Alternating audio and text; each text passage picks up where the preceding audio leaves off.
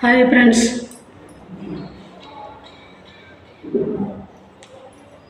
మనం కష్టపడాలంటే కష్టాన్ని వెతుక్కోవాలి. చదివే కానీ ఏదన్నా పని చేసుకునే వాళ్ళ పనే కానీ ఏదైనా సరే, అది ఇంట్లో ఉండి మనకు డబ్బులు రావాలంటే రావు. మనం కష్టపడాలి. నాకు తెలిసింది ఒకటేనండి, కష్టం చేస్తే మనకు పైసలు వస్తాయి. ఇంట్లో పండుకుంటే రోగాలు వస్తాయి. ఊరిగా పండుకొని ఉంటే ఎట్లుంటుంది?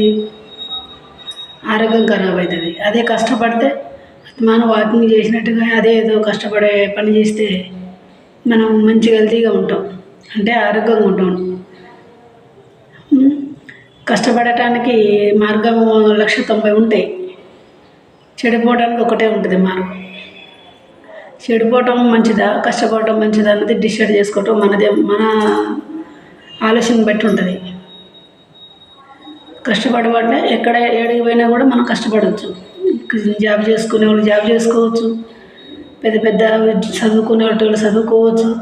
ఎట్లయినా అది అన్నీ కష్టమే. చదువుకుంటే ఎంతో కష్టం ఉంటుంది. జాబ్ చేసే వాళ్ళు కూడా ఎవరికి ఉన్న జాబు వాళ్ళకి కష్టం ఉంటుంది.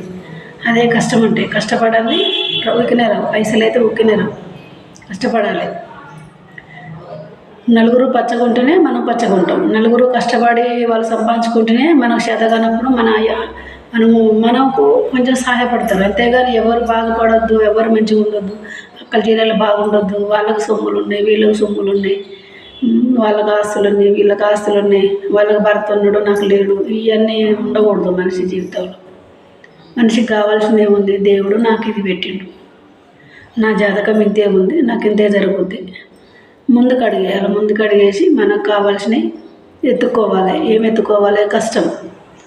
ఇప్పుడు చదువుకునే వాళ్ళు అయితేనే జాబ్ ఎత్తుకోవాలి. ఇలాగా కూలి పని చేసుకునేటోళ్ళు అయితే కూలి ఎత్తుకోవాలి. అంతేగాని ఇంట్లో వండుకొని దేవుడా అంటే రావు. కష్టపడితేనే వస్తాయి. ఒక మంచి పని చేయాలంటే మంచి రోజులు అవసరం లేదు, ఆ రోజే మంచి రోజు.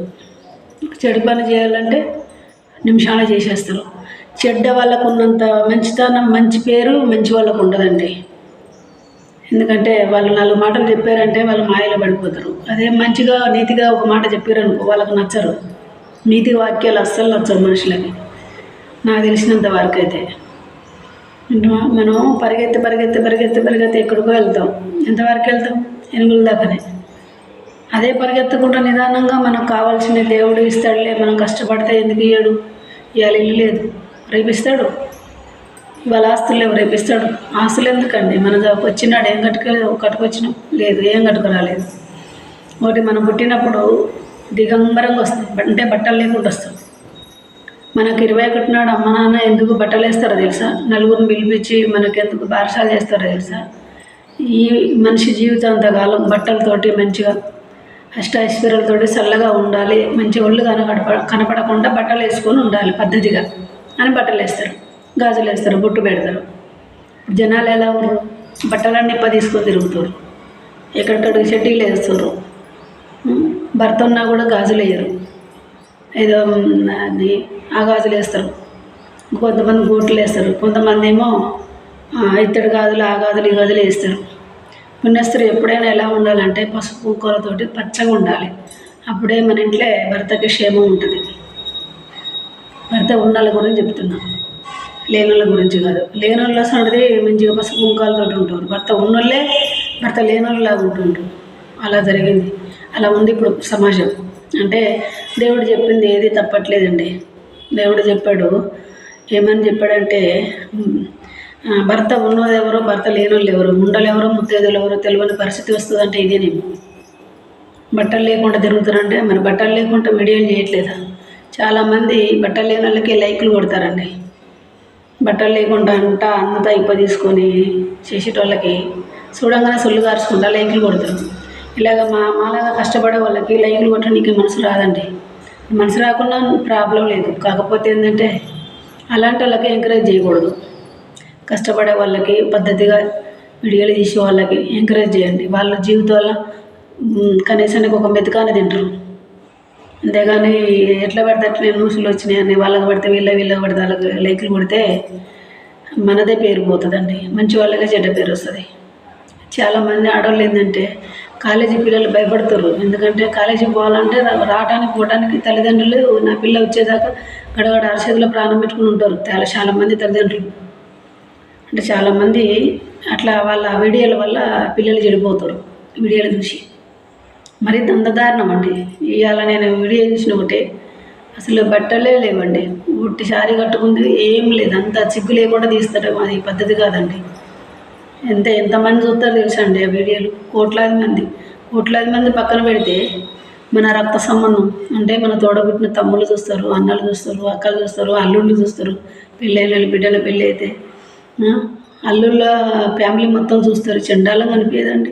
అలా తీయకూడదు కదా, తప్పు కదా. చండాలమైన వీడియోలు తీస్తారు. అలాంటి వాళ్ళకు చాలా లైకులు వస్తాయి. ఇల్లు కట్టుకుంటాం అంటారు, అది కట్టుకుంటాం అంటారు. మరి మా అలాంటి వాళ్ళకి ఎందుకు రావండి? అంటే మేము అలాంటి పనులు చేయము. అలాగా వీడియోలు బట్టలు లేకుండా తీయనకు మాకు నచ్చదు. దేవుడు మాకు ఇచ్చిండు, పుట్టినప్పుడే మాకు 21 మాకు మంచిగా బట్టలు వేసిండు.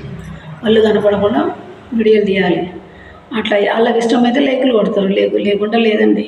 ఎప్పుడో ఎక్కడి నుంచో వచ్చినాయి తిని బతికే లేదు కదండి. మన కష్టం మనకు సార్ భగవంతుడు ఇచ్చిన వరకే. నాకు తెలిసిన పద్ధతి అయితే ఇదండి. మీకు ఏదైనా తప్పు ఉంటే నన్ను క్షమించండి, కానీ ఒక పద్ధతిగా ఉండాలి. లేడీస్ ఎంత వీడియోలు తీసినా సరే, ఏ వీడియోలను తీయని, దేవుడి గురించి తీయని, మనుషుల గురించి తీయని, ఏది ఇంట్లో అవసరం తీయని, సేవ చేయటం తీయని, ఒక పద్ధతి అంటది ఉండాలండి. పద్ధతి లేని వీడియోలు అయితే మనం చూడకూడదు.